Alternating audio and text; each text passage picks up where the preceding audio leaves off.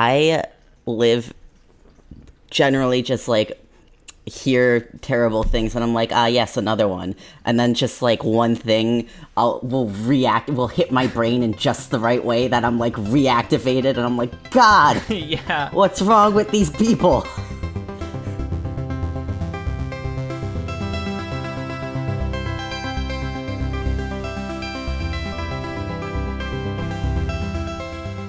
Content notices for this episode include transphobia, racism, police violence, institutional violence, and the coronavirus pandemic.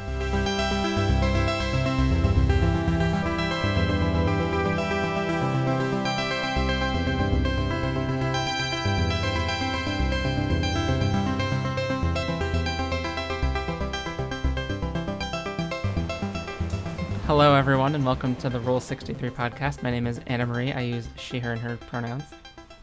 My name is Danny. I use he series and they series pronouns. And today we're going to be doing a little trans 101 type deal. Because, it sucks that we kind of, missed Pride Month on this. But recently, we're trying to keep up the movement and keep up the whole, abolitionist energy, the whole defund police energy. So today we're going to do an episode about LGBTQ criminalization. It's going to be nice and fun. Doesn't that sound fun, listeners? Listeners. But yeah, if you're new to the topic, we're just going to break it down for you in a way that's hopefully like accessible and not terrible to sit through. So this has been on my mind because I am a part of there's a podcast called Season of the Bitch, which you should listen to.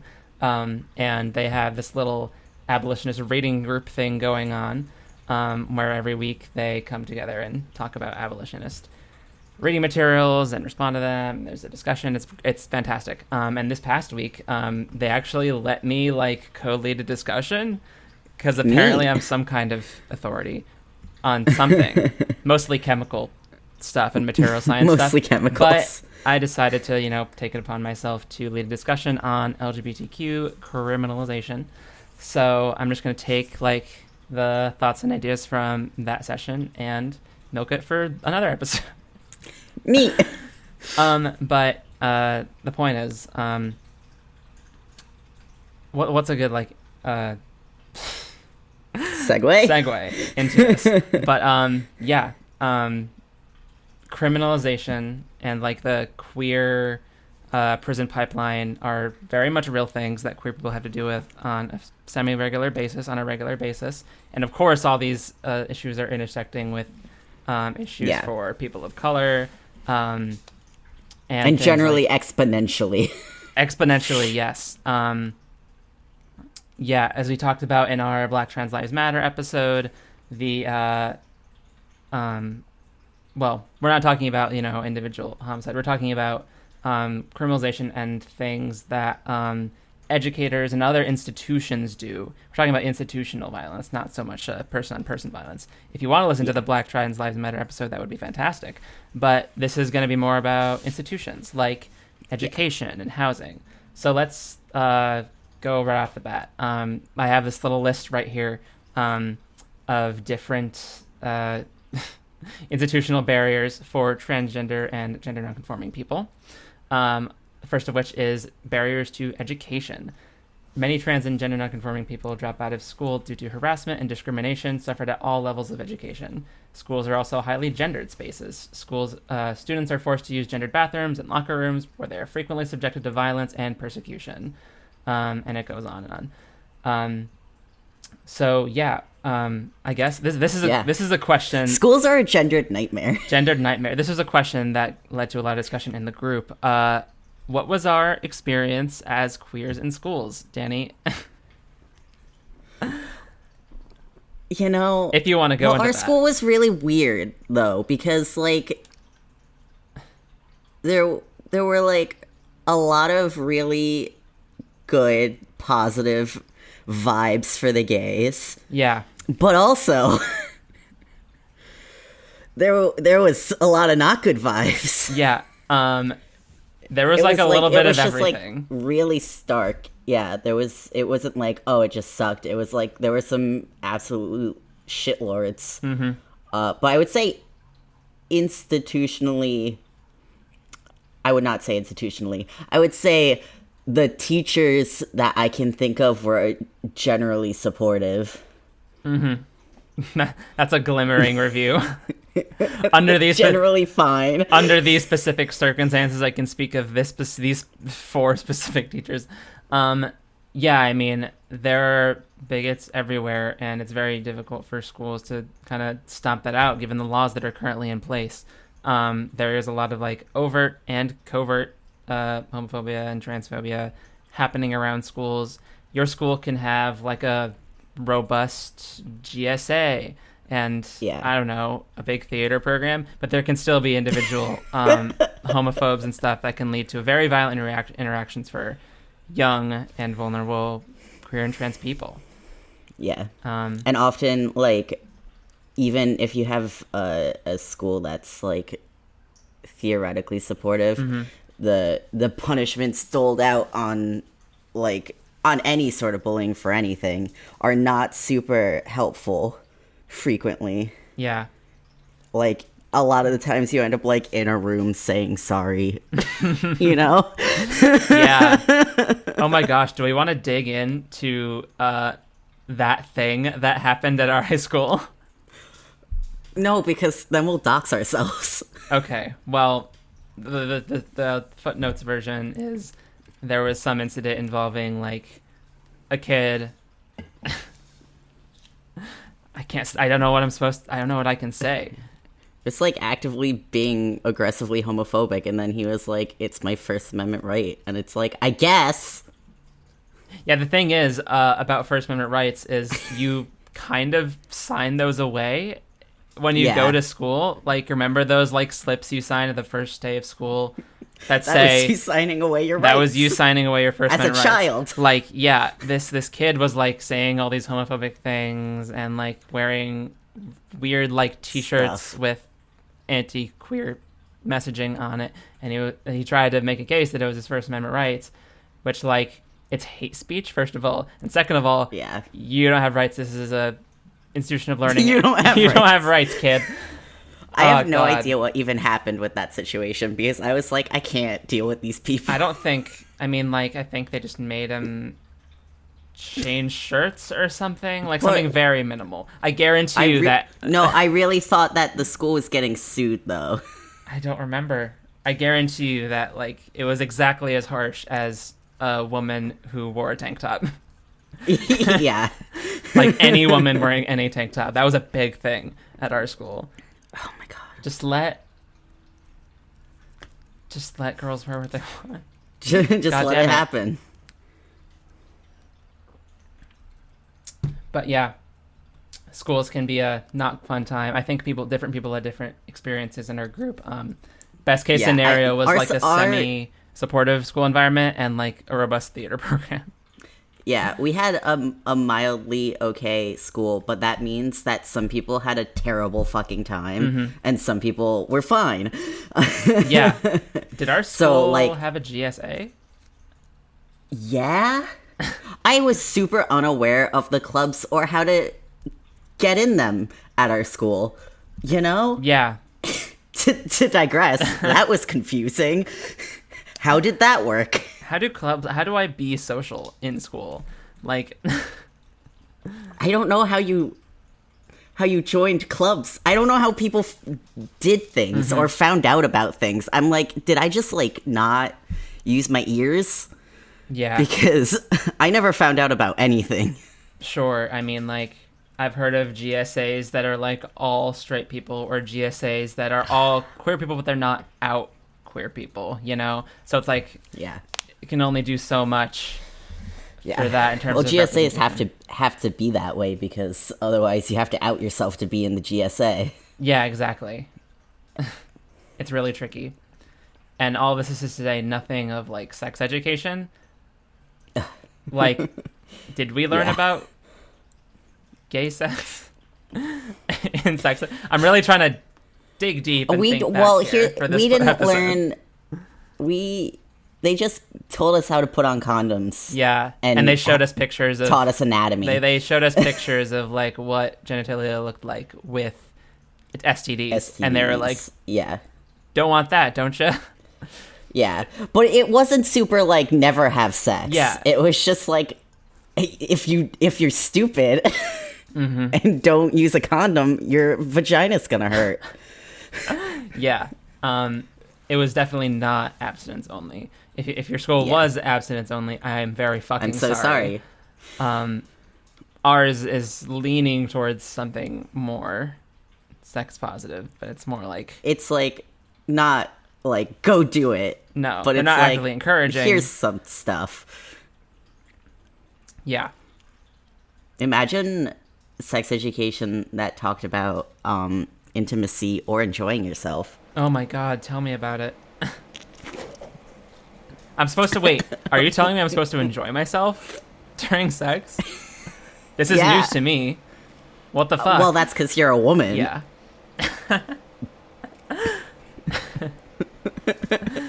Fuck, I mean... you got me there. You got me there.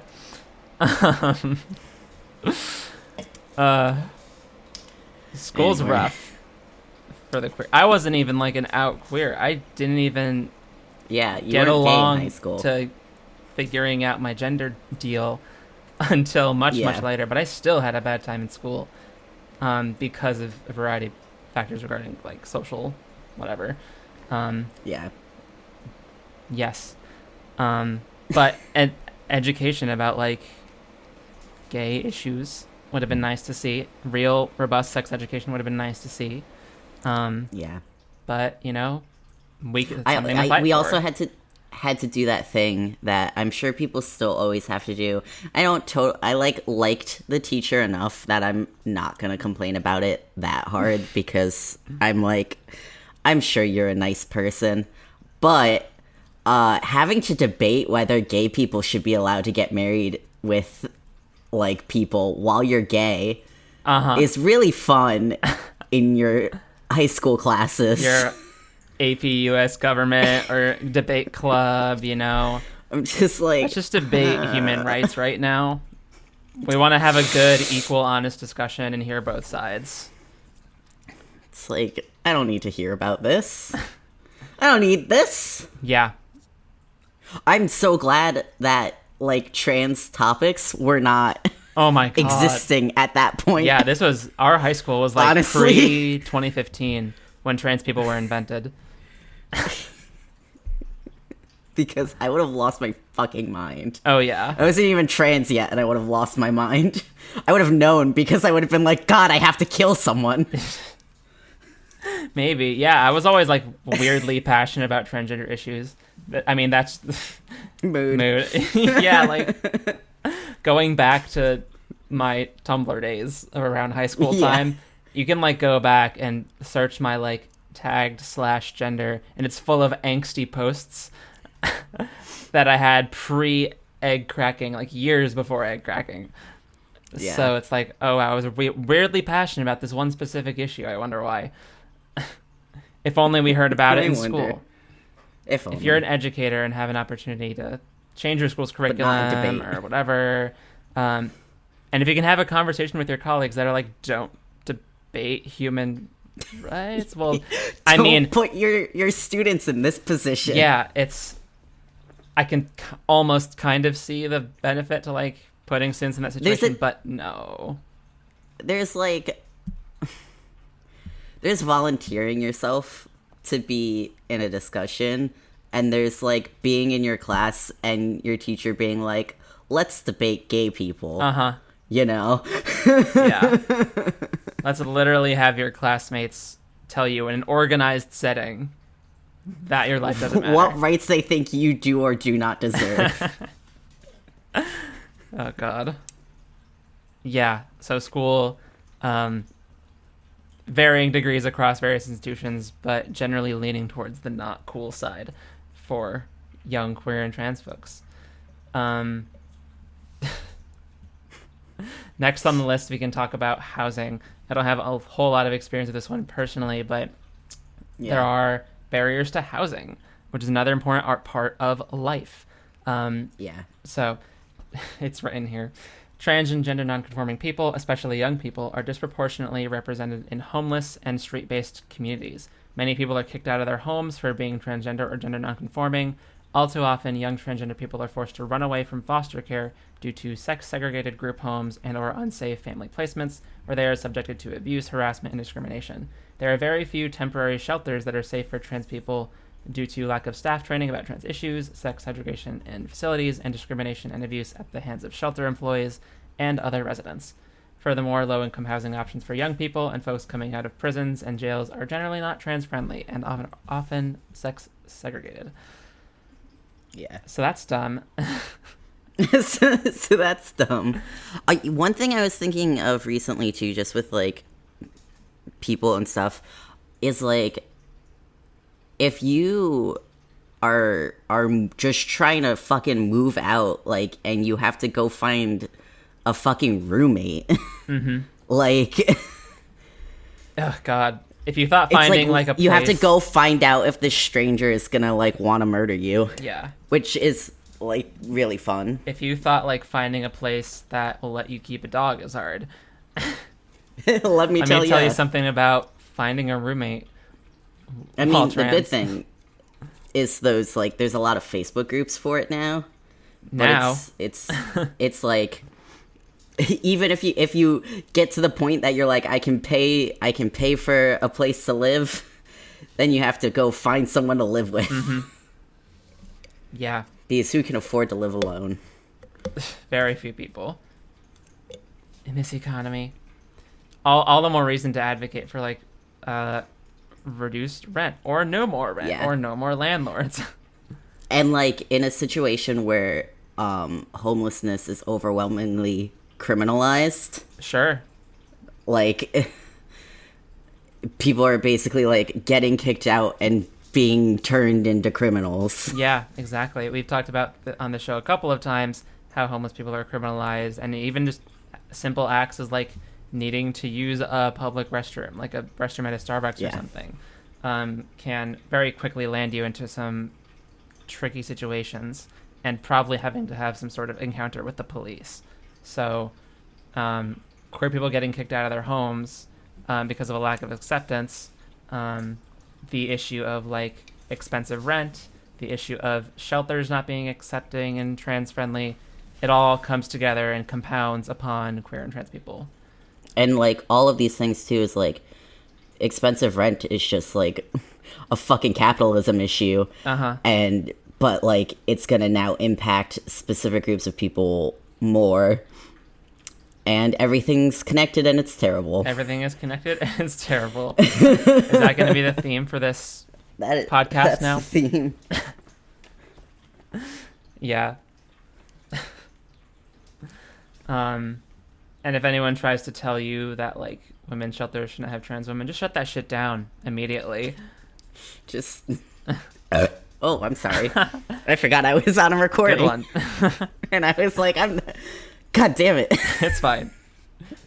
If you want... I thought I was just being rude in front of you, but now it's everyone. All of our listeners. Everyone. All of them. All of them. If you thought that was a nice burp, email us at therule63podcast@gmail.com. We want to hear from you. We want to hear. Okay, next. Being able to afford housing is also predicated on being able to afford anything. We still live in a world where you need a job to survive, which is fucking wild.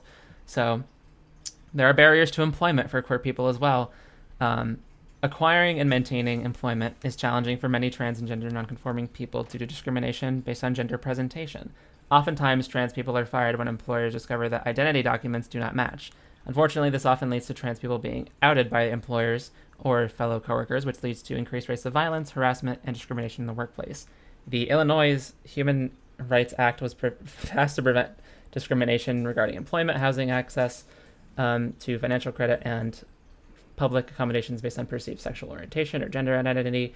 However, holding employees accountable for employment discrimination is difficult due to an inaccessible legal system, and finding a zealous attorney that understands trans issues and has the capacity to represent individuals on these types of cases. Yeah. And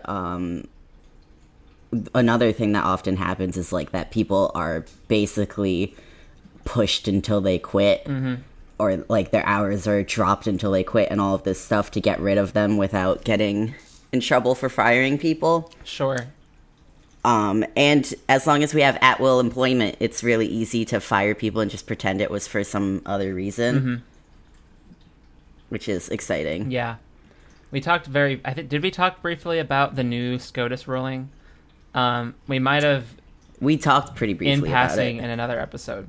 But very recently, during Pride Run, when Pride Month was happening, we got a good news, for once, kind of good news, that the SCOTUS passed a ruling on employment discrimination for queer and trans people. It wasn't, as precisely worded this way in the document. I think the word transgender comes up like twice in the whole majority opinion and 0 times in the minority opinion. But the point is, Wow. they basically extended the protections from the Civil Rights Act of 1964 that employment discrimination can't happen on the basis of sex. They extended that ruling to include same-sex couples and transgender individuals because they decided that all falls under the umbrella of marginalization based on sex, which is ultimately a good thing.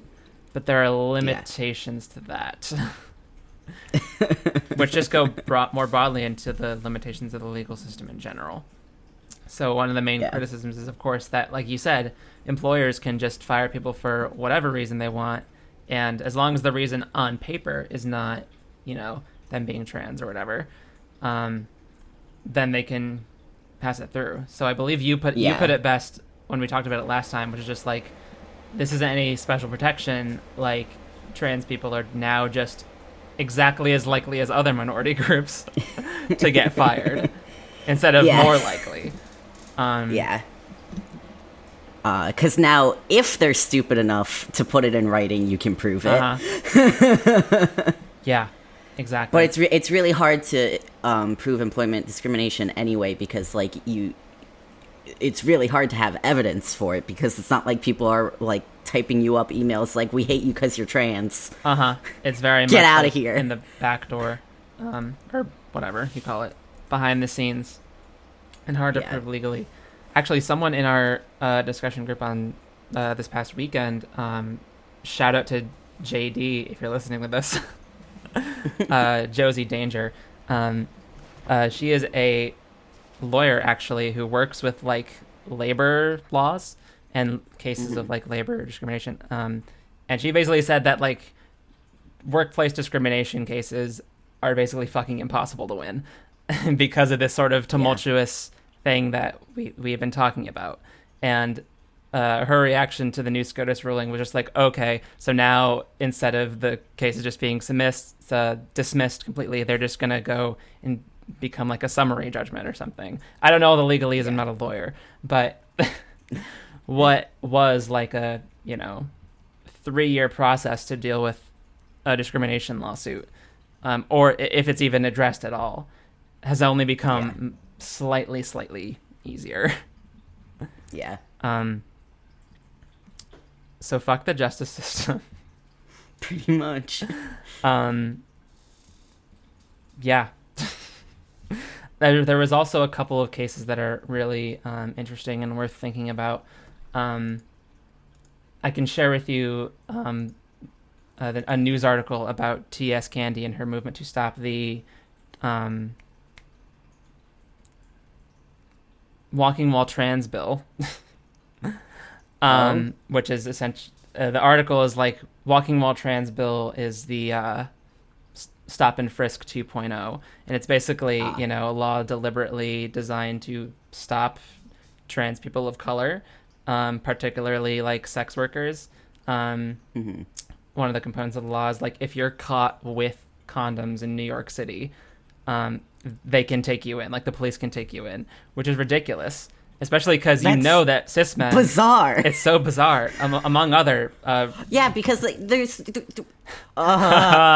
sorry, go on. It's just like there's literally no way to like be like, I suspect you of having condoms. They have to stop and frisk you. It's crazy. And cis men are gonna walk around with condoms all the time, but God forbid a sex worker has safe sex. Yeah, God forbid they have condoms. Like, want to discourage that. Yeah, for sure. I know, like, one stat off the top of my head is, like, the unemployment rate for Black trans people is 4 times higher than that of the general population. Yeah. And more alarmingly, there was a case just a couple of days ago, and I guess I'll put a quick... I will put a content warning in the beginning, obviously, but Yeah. there was recently a trans person that died due to the COVID-19 pandemic. I don't know if you saw this. I reposted to my Facebook, but it was essentially a woman who worked at Burger King. Didn't that person not identify as trans specifically? Yeah. Yes. This person, what's the name? Excuse me. It was a indigenous identity. Yes. This believe. person identified as an indigenous mux. I'm probably going to mispronounce that. I apologize. It's the MUXE. It's an indigenous, as we would call it, like genderqueer identity. But her name was Angela Martinez Gomez, who was a 41-year-old woman who worked at Burger King, a Burger King in California. And she died due to COVID, almost certainly due to the fact that Burger King refused to close down or implement like rigorous cleaning procedures. Yeah. So, and they're claiming what the claim was. Well, the managers pretty much dismissed this whole case and was like, "Oh, she probably died, quote unquote, due to hormones," which is so fucking shitty. Which is just unbelievable. But yeah, she was an employee of this Burger King for 15 years. So even then she was facing like serious employment discrimination. And really just like undervalued her life in such a major way that she got coronavirus and died, and they are not taking it seriously, even in death. And that Burger King, as of like the time of this article coming out like a day ago, still hasn't closed down, even in the wake of this news. And, like, with all of this employment discrimination and all of that, it's part of the reason there's so many trans people who are sex workers. Mm-hmm. And with sex work criminalized... Exactly. It's almost like these laws are made to erase trans people intentionally. Almost. Yeah. Yikes. Yeah. We are pro-sex worker. We are not... We are not swerves in this house. I live generally just like hear terrible things and I'm like, yes, another one. And then just like one thing will hit my brain in just the right way that I'm like reactivated and I'm like, God, yeah, what's wrong with these people? Yeah, it's just so emotionally exhausting to hear all these cases of coronavirus and trans and indigenous mux people passing away due to negligence on behalf of managers, negligence on behalf of people serving capital rather than serving their employees, and like human life. Hello? Yeah. Hello? So, like, once again, the coronavirus is disproportionately impacting marginalized people. Yay. Which is pretty exhausting. Which is great when you don't have good access to healthcare. Oh my gosh, that's a perfect transition.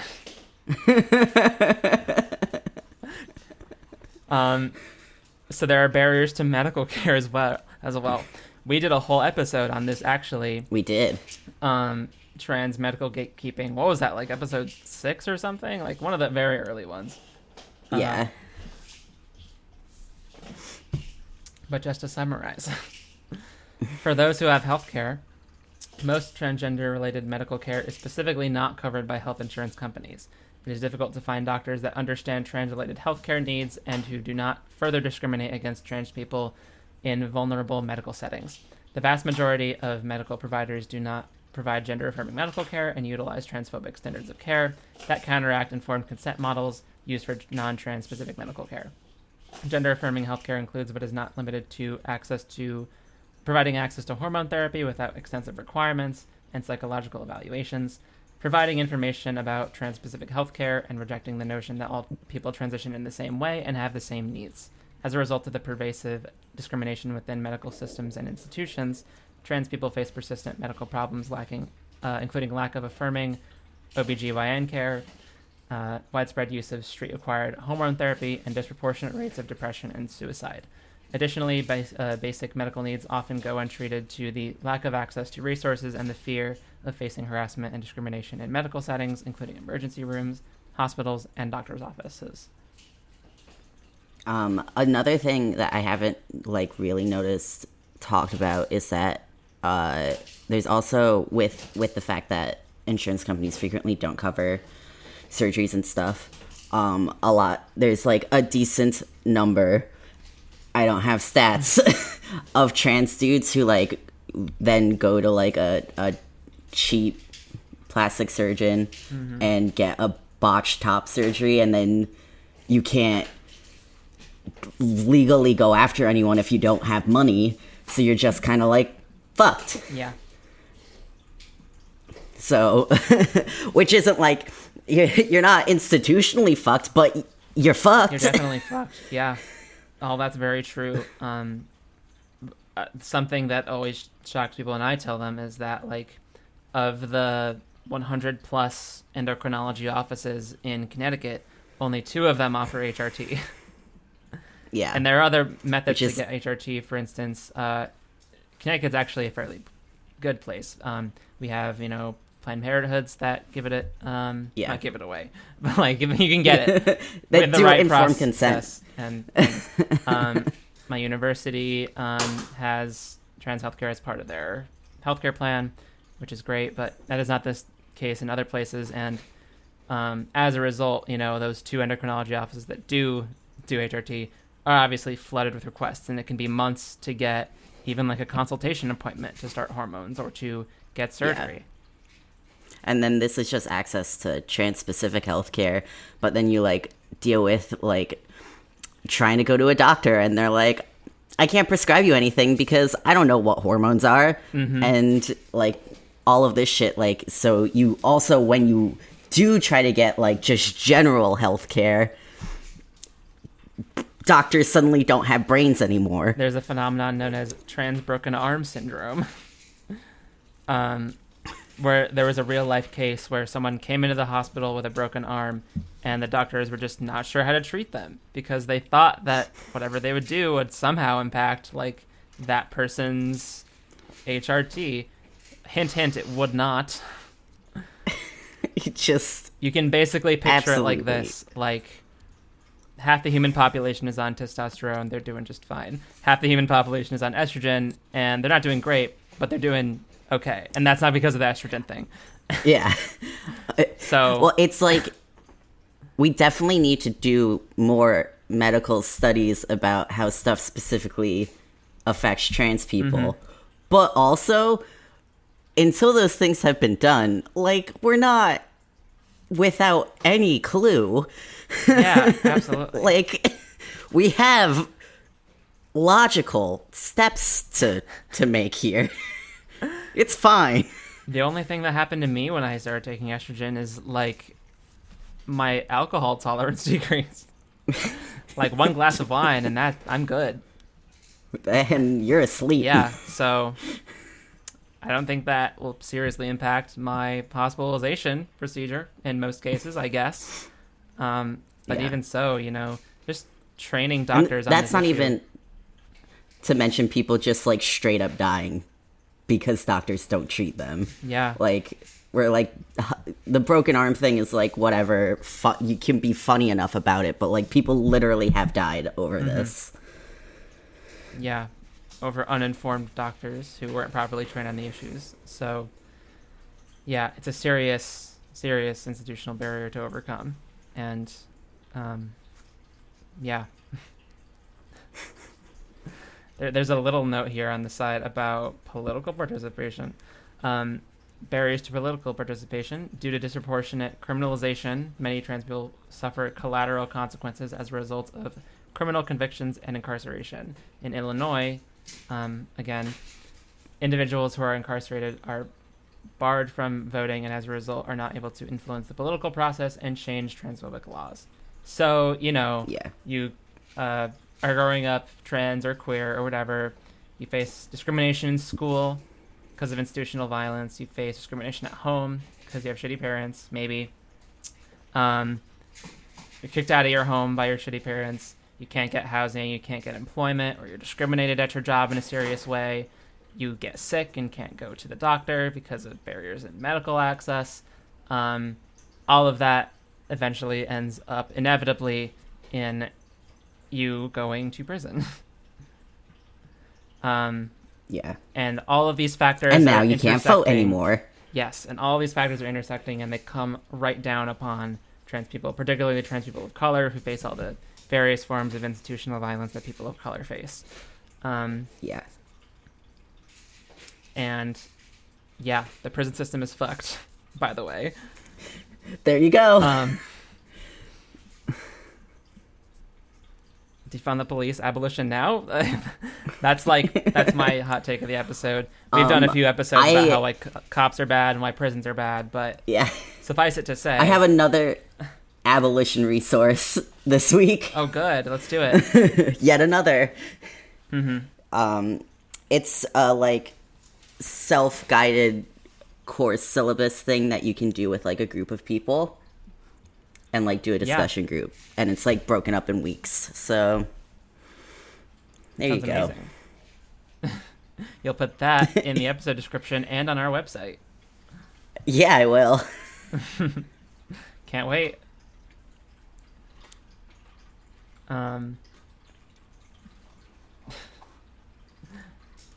Yes. Nothing. I just want to know if you had more thoughts on prisons and stuff. Because we can maybe go in about prisons. Obviously, I mean, maybe not obviously, but I don't have experience with the prison system. But if anything that I've read about the prison system is any indicator, it's already terrible, but it's also worse for trans people. What's absolute, this is just an example of the prison system being cruel for literally no reason. We in my grad school, we were writing holiday cards for prisoners, and weren't allowed to use certain markers or decorations and stuff because it's not allowed in the prison on a card. Wait, what, weren't you allowed? Certain decorations or markers and stuff like that. It was bizarre. Oh, okay. It didn't make any fucking sense. Yeah. That's so weird. It's just control for the purpose of control. Right. Yeah. It's all meant to just subjugate and dehumanize people. There's a little snippet here about, how trans people are treated. Last bit from this article.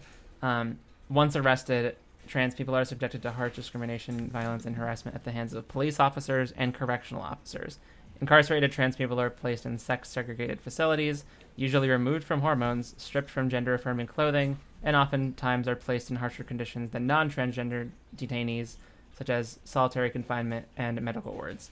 The cyclical nature of the effects of institutional oppression, poverty, and criminalization is an overall barrier to the liberation of trans people. So I've definitely heard of cases where trans people are forced to go to solitary confinement because that's the only place where they won't face discrimination from other prisoners or from correctional officers. I will again bring up the case of... Which is literally torture. And should be unconstitutional. There's, of course, the case of Layleen Polanco, who we talked about in Black Trans Lives Matter, who was only in prison. She's a great example of why everything is wrong with the world. Because she was initially kind of brought in on charges of prostitution, and eventually was only ended up in prison because she couldn't afford her $500 cash bail.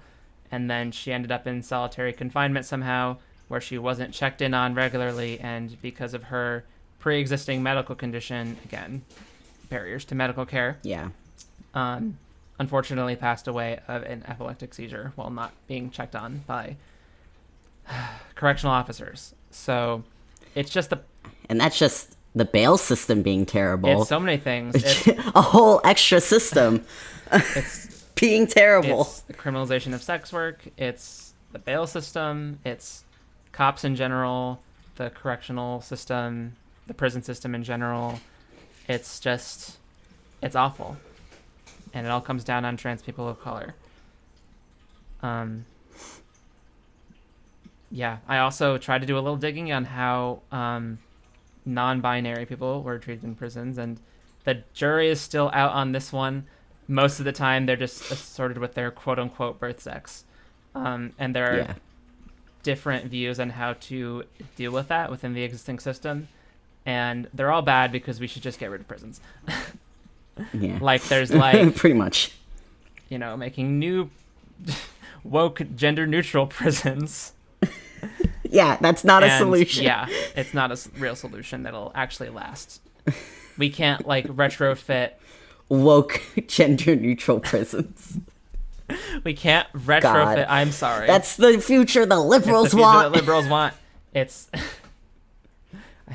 Oh, let's own the libs on this podcast yet again.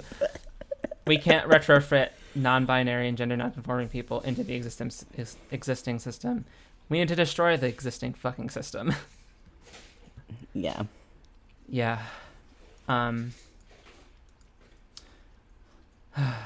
Christ. Is there anything else that you wanted to bring up about this general topic, Danny? Oh, sideways to this topic. I have, when you were sending me the links, it made me think of a book I had to read in grad school. So the book is called Love the Sin, I believe that was what it was. I do love the sin. I do love the sin. Especially if it's alcohol. Go on. It's about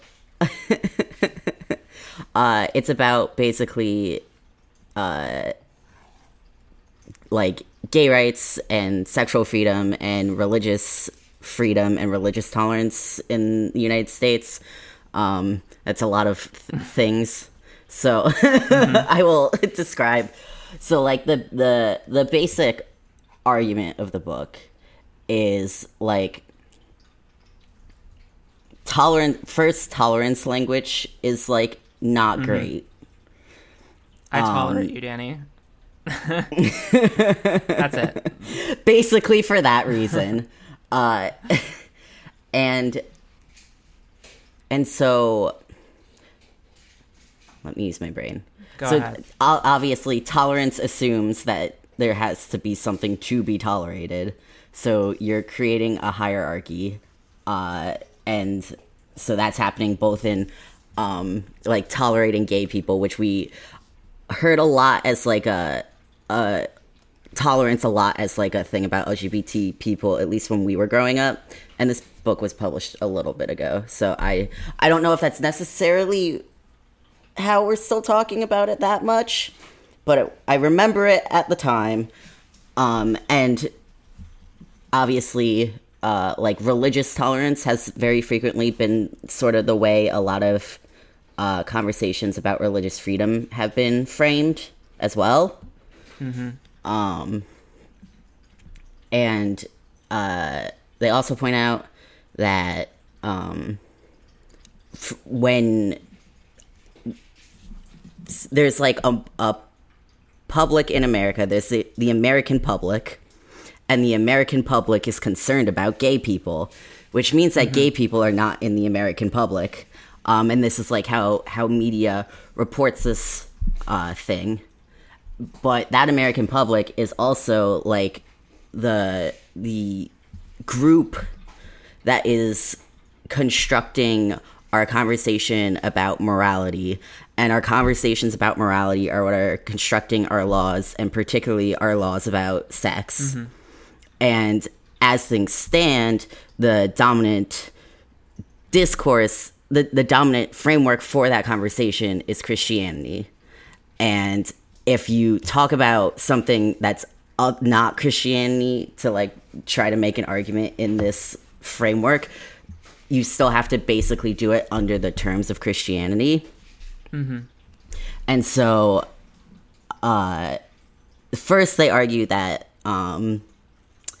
like the sort of we're just like you, born this way, like basing rights on these immutable characteristics, identity characteristics, like comparative to like sex and race, which obviously identity in the sense that it's like a thing you are and not a thing you do. Yeah. So basing it on those types of rights might not actually be one addressing the problem, because the way laws are constructed about gay people is frequently about conduct. Mm-hmm. So that's number one, is like the laws that are criminalizing things for gay people are about conduct. They're about doing gay things. Doing gay things. Doing the gay. And you can sort of relate it to religious freedom in a sense, because like religion isn't something that like you're born with, obviously, but it's not something that you can just like change willy-nilly, and it's frequently something people feel as like is a deep part of who they are as a person. Mm-hmm. And the language of religious freedom in the Bill of Rights, I know American history. Go on, we trust that. It specific includes like it's about exercising your religious freedom, like you are free to exercise your religion, mm-hmm. right? And so it kind of frames that as also a behavior thing. So now you have like that these two, that sex and religion rights can be framed in a similar way. And you have the fact that the dominant discourse, moral discourse, is what's regulating sex, and it's dominated by Christianity. And basically the argument is that if we are able to increase religious freedom and introduce, instead of like taking Christianity out of the public discourse, make the discourse one where like everybody can talk about the things that give them their values, mm-hmm. including if that's a different religion. And if you have that type of conversation, you can, like, because most of the Supreme Court anti-gay opinions are like about our morals, quote unquote, they can no longer make that assertion without Christian dominance.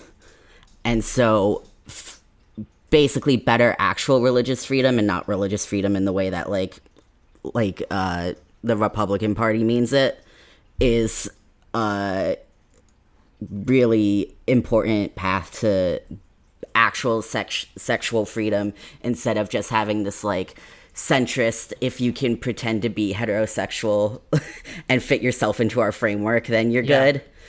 You know, you can get married because now we accept that like you're also allowed to do this really specific rigid type of family that we've decided is moral. We're letting you into our morality. Yeah, it's like expanding the definition of like straight white supremacist morality to include slightly more people over time is not really the move. And it would also be like, you could also talk about Christianity in the other context if that's like where you're coming from a moral position. And it would be like, because separation of church and state is not the same thing as like, you can't talk about religion in public discourse about what we should value as a society, right? But if you get to this point where you can talk about other religions, you have to be able to talk about more than Christianity to be able to talk about things from a non-religious perspective at all. Yeah. And they also suggest that like you can see that sex and like LGBTQ communities are also sites of like the production of moral values. And so like all of these things can come together into a better discussion that ultimately changes the framework we're using to make laws and basically takes away the type of logic that have been used in anti-gay like decisions by the Supreme Court and anti-gay laws and stuff like that. It's very hard to explain a book that I read 2 years ago. I think you did very fucking well there, Danny. Good job. And it's $20 on Amazon if you want to actually know what it says. We can put a link in the description. Just don't buy from Amazon. Yeah, I said that because the last time I told you, Anna, it was like $90, and then I looked it up and saw that it was $20 there. My point being, you can get it for not $90. Right. And also, if you are associated with a like university or whatever, it's on Project Muse, so there's a good chance that you can get full PDFs of the chapters. Excellent. Yeah. I have little more to contribute to that because you are like the religious studies, religious ethics person. So I'm legislation. Yeah, I definitely agree with everything you just said. The like born this way narrative doesn't necessarily jive with all queer people's experiences, especially trans people who have a huge wide variety of experiences from like I played with girls' toys ever since I was 2. To like me transitioning at 22 after years of turmoil. Yeah, and there's like trans people who are like, I was a man the whole time. Yeah. I just told people. And then there are people who are like, no, I used to be a girl and now no longer. Yeah, like exactly. There's no one narrative of like people's gender and like when they are what. Yeah, there's no one single framework that we can retrofit into the existing legal system or discourse. And the born this way thing like implies that like the only reason that we're letting you into our moral acceptance is because you can't change it. Yeah. Like I think we need to which is gross, and it's also like and change. It implies also that if like one day they actually figured out how to make people not gay, like that they would be allowed to just do that instead, you know? Yeah, I super don't want there to be like a gay gene or a gay or a trans factor, an X factor, a genetic X factor. Immediately. Because they're immediately going to criminalize it or find a way of find a workaround to try to criminalize it. Find a way to just be like, all right, you get rid of your gay or face these legal consequences or be taxed or some other shit that they can make up based on everything we just said. I also had another note that is completely unrelated to this, but I feel like it's important. We can make that the last thing for the episode. The first federal execution in 17 years happened. It was of a white supremacist, and don't be happy about it. Don't be happy about it. Do not be happy about federal state-sanctioned murder. Thank you. I know you want to be, but don't. Thank you. I agree. That's there are all. Better ways to deal with, as much as we joke about, punching Nazis and killing Nazis, there are better ways to deal with white supremacy than murdering individual Nazis. And we need to be thinking about, like, I'm not crying over this. I'm not even about the murder. I'm about the state murdering people. If like a guy just murdered this person, I'd be like, got what's coming to him. But the state didn't. I don't know enough to be like, I'd be like, but in theory, it's a different situation. Yeah, the death penalty is a huge fucking topic. But my whole thing is just like, with the legal system as it is right now, which is super not just, I do not trust the state. I do not trust, this is like the point I wanted to end on anyway. We can't rely on the state to deliver justice. Yeah. Which is a lesson that we're learning over and over again from all of the recent happenings in the legal system especially those regarding queer and trans people. The legal system is not equipped for marginalized communities, especially gender nonconforming people and people of different cultures that are outside the white supremacist hegemony. So we need to work on things like mutual aid and supporting each other and building a world that accommodates all people. And we can't do that through the state. And that's my take. Yeah. It's a good take. Thanks. I think so. Anyway, that is all that we had for this lovely episode of Rule 63. We hope you learned something. We hope you got the freshest, hottest takes from Anna and Danny over here. You can, if you like what you heard today, you can follow us on Spotify or subscribe on iTunes.